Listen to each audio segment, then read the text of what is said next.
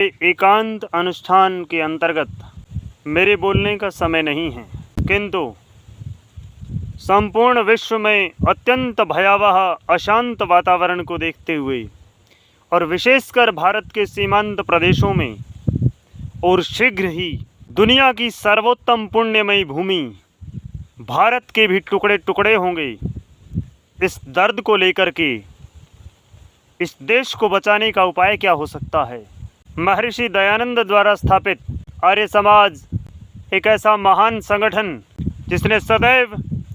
इस देश की प्राणपण से रक्षा की है। उसी आर्य समाज के विद्वानों से मैं निवेदन करना चाहता हूँ कि कार्य की दृष्टि से सब लोग मिल कर के काम करें। अब इसमें कुछ लोग कहेंगे कि जी सब लोग अपना अपना काम कर रहे हैं, अपना अपना काम कर रहे हैं, किंतु बात यह है कि आपके पास लोग कितने हैं, आपके पास समय कितना बचा है, आपके पास व्यवस्थाएं कितनी हैं। अब तो आपको भी पता है कि the institute democracy of research ने भी जो आंकड़े प्रस्तुत किए हैं उसमें 1948 में जिनकी 6% जनसंख्या थी, 2021 में वही 32% और 2031 में वह 38% हो जाएगी और 2031 में मुस्लिम प्रधान बनेगा और 2041 में यही 82% जनसंख्या हो जाएगी। तो आपके पास कितना समय है। विश्व की इतनी भयानक परिस्थितियों को देखते हुए और वर्तमान में जनसंख्या असंतुलन, अवैध शरणार्थी, अवैध धर्मांतरण, अवैध घुसपैठ,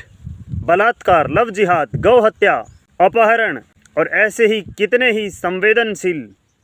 भयानक मुद्दों को देखते हुए मैंने आर्य समाज के विद्वानों को निवेदन किया था कि आप सभी लोग मिल करके सैद्धांतिक रूप से एक होकर के इस राष्ट्र को बचाने का कोई उपाय करें, परंतु अत्यंत दुर्भाग्य है उनके व्यवहार वर्तमान में ही आपस में इतने उलझे हुए हैं कि यह संभव नहीं है। तो ठीक है कि यदि आर्य समाज के अंदर वो सामर्थ्य है कि वह इस देश को बचा सकता है और विद्वान जन एकत्रित नहीं हो सकते हैं, तो मैं विद्वानों से निवेदन कर सकता हूँ कि क्या वे इतना तो कर सकते हैं कि सभी लोग कार्य की दृष्टि से तो किसी का विरोध न करें।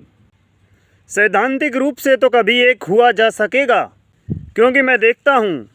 कि आज तो पौराणिक मंचों पर भी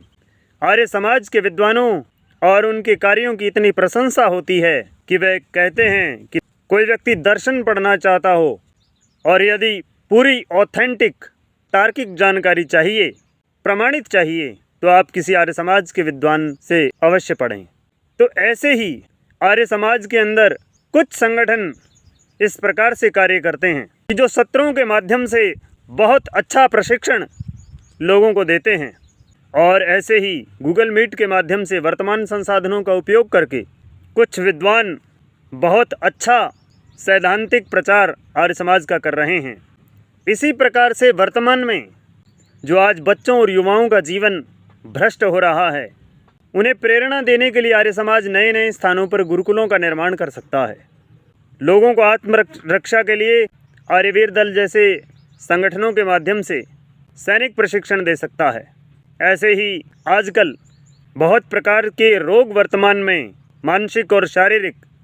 फैल रहे हैं, उनको व्यायाम, प्राणायाम, योगासन शिविरों के माध्यम से वो लोगों को प्रेरित कर सकता है। वर्तमान में स्कूलों, कॉलेजों में जाकर के और आर्य समाज के विद्वान ब्रह्मचर्य आदि के संबंध में बता सकते हैं। ऐसे ही कुछ विद्वान हैं जो आर्य समाज में सिद्धांतों को वैज्ञानिक दृष्टि से समझाने का सामर्थ्य रखते हैं। तो इतने सारे लोग मिल करके यदि क्षेत्र वाइज अपनी अपनी योग्यता के अनुसार कार्य बांट करके कार्य करें तो इस देश की रक्षा हो सकती है। इसलिए सभी इस वीडियो को ज़्यादा से ज़्यादा शेयर करें। ओम।